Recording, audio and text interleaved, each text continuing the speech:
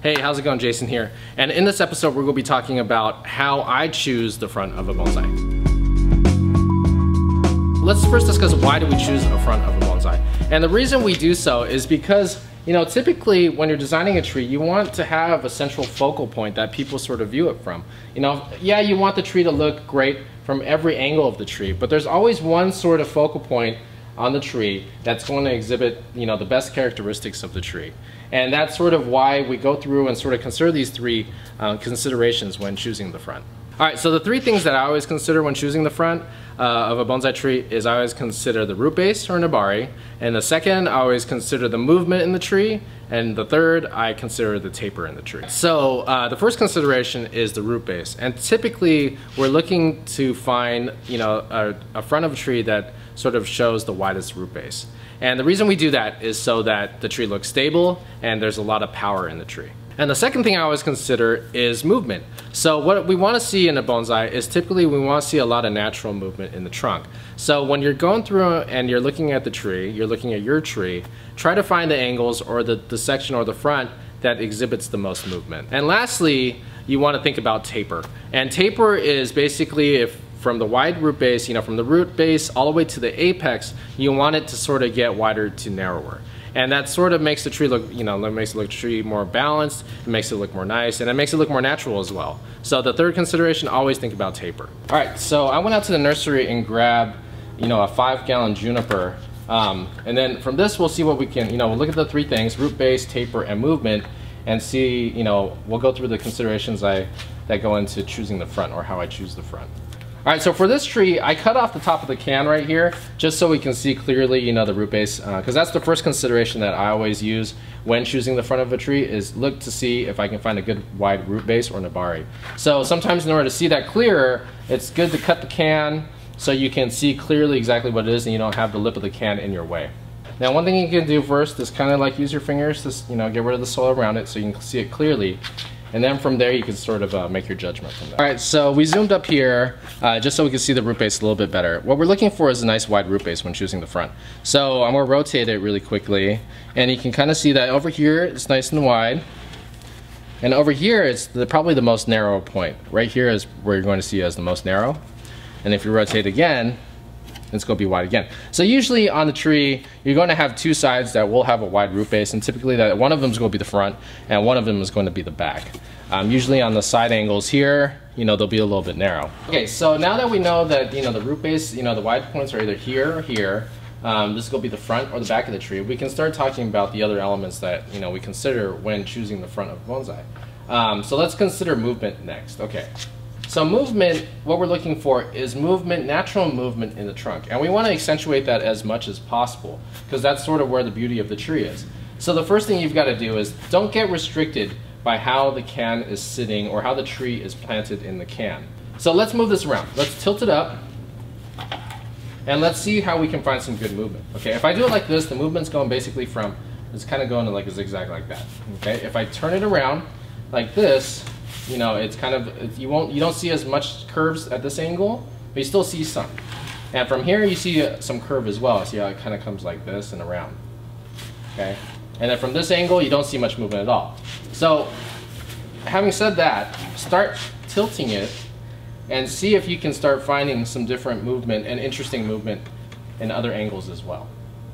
There's certain elements in the tree that might not look as appealing, and at first when you're looking at some trees in pictures, in books or in shows, you'll be like, why do these trees look so good?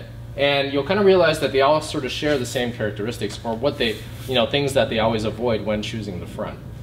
One of the things they always avoid is sort of, bumps or curves coming out at you, and typically it's called the pigeon's breast because it kind of comes out at you, and it's just not attractive. So if I'm comparing, say, this side, the movement on this side as opposed to on this side, I'm going to eliminate this side just because this curve is moving toward you. Now that doesn't mean that I have to eliminate this completely. If this is my only choice, there's tricks that you can do to sort of hide that unsightly bend. And one of those things is typically leaning the tree. So if you lean the tree forward a little bit, you'll be able to sort of hide that flaw. And you can lean it back, you can lean it forward, whichever way helps you sort of hide that flaw. Luckily in this tree, I've got nice movement on this side because the curve is going in and coming back out rather than toward out you, out towards you. And then one thing you've always got to do when choosing the front of a tree is when you're thinking about movement, you've got to ignore. Now I noticed that when I talked about the three things, I did not talk about branches. So I had root base, taper, or root base, movement, and taper. And the thing I didn't put in that equation was branches, because when you're working on a bonsai, usually the branches are the things that you can control and you can place them in any spot that you want. In some cases, you'll be lucky and you'll have a branch, like this one's in a pretty decent spot that I can use. But in some cases, branches that aren't in ideal spots, that are sort of in the wrong spots in terms of the movement, or you have to choose a front and you have a branch that's in the wrong spot, some of those branches you actually have to eliminate. Alright, so don't get hung up on where the branches are, because that's usually, in bonsai, those are the things that we can sort of manipulate. Okay, so basically I've chosen I've kind of chosen the front of the tree I like. I mean, in terms of movement, I've chosen the section or the front that has the movement that I like the most. So what I'm going to do is I got some blocks here. These are basically just cut up 2x4s, and you can use these to sort of put under the tree to angle them and keep them in the position that you're eventually going to style the tree in. All right, so I've got these blocks. I'm about to put them in there right now. You can, if you cut them right, you can use them as wedges, which is kind of nicer because you can kind of insert them at the angle and get those kind of minute sort of adjustments in the angle of the tree. So let's go ahead and put these on the tree right now. So I've got this, I put the wedges underneath, and it's at the angle that I like. I've got the wide root base here. This is the movement that I like. The movement is going away from you and then back toward you. So instead, if I rotate this really quick to the other side,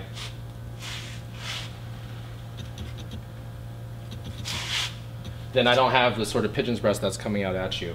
Essentially what we're doing when we're choosing this front of the tree where it goes away from you and then back toward you is that it's more welcoming. If you want to personify it a little bit, you can kind of compare it to a person. Typically, people that are friendly and they kind of look like they're kind of welcoming you. They'll be kind of in a sort of like a hugging stance, or kind of like arms open, welcoming stance. And if you sort of compare that to your tree, then you want your tree to be exactly the same way. You want the tree to sort of look like it's welcoming you toward the tree as opposed to away from you. So now that we've got the root base and the movement sort of covered, let's go on to the last thing that I always consider, and that's taper. And sometimes I'll use taper to sort of be the tiebreaker if I like two fronts.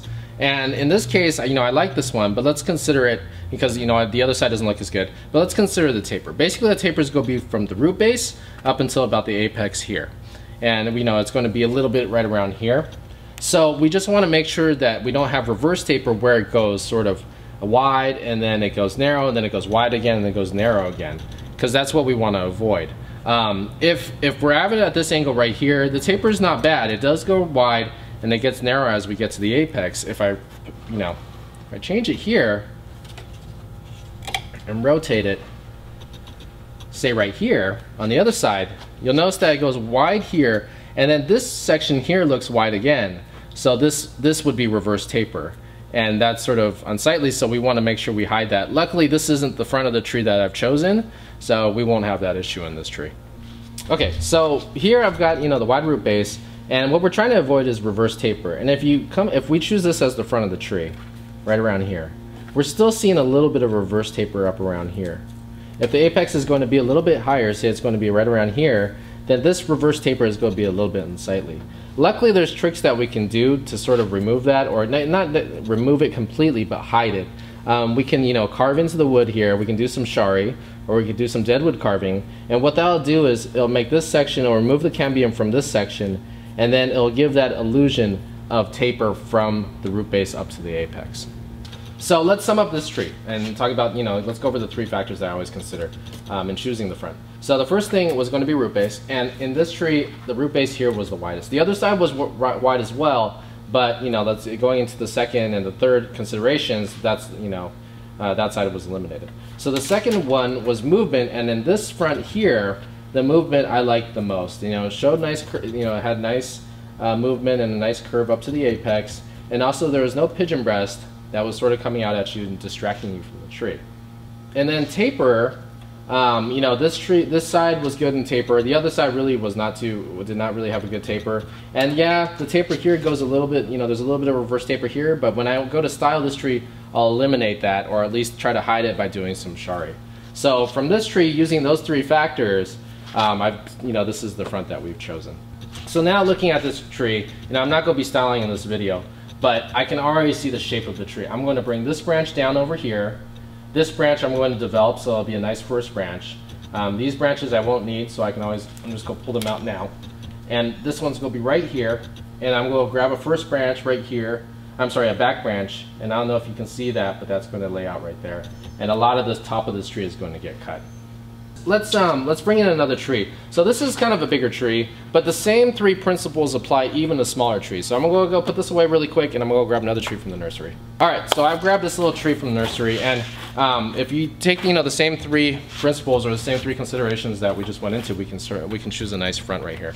So I'm gonna pull this out of the can because that's sort of the first thing you want to do, so you can see the root base. Clear out here, clear out the base so you can see it completely, which is kind of already cleared out. And then you can start to choose from the 3. So root base, let's take a look. I'm gonna cut this really quick. I got this branch here that's like coming right out of us. You know, I've got a good root base here. Over here, it's actually not that bad here. On this side, it's not that bad either. But this side is probably the most narrow. So it's kind of equal. So let's go to the next factor. All right, so the next factor is movement. Now let's see which side of the tree has the most movement. If I do like this, basically the tree just goes like that. It's a big L going down. So let's tilt it. And then we can kind of start to see that it kind of goes like this. So there's a little bit of movement, kind of like a little S. If I go like this, on this side, there's absolutely 0 movement because it's going away from you and toward you, going straight up. If I go here, it's just the straight L. This bend here is too straight.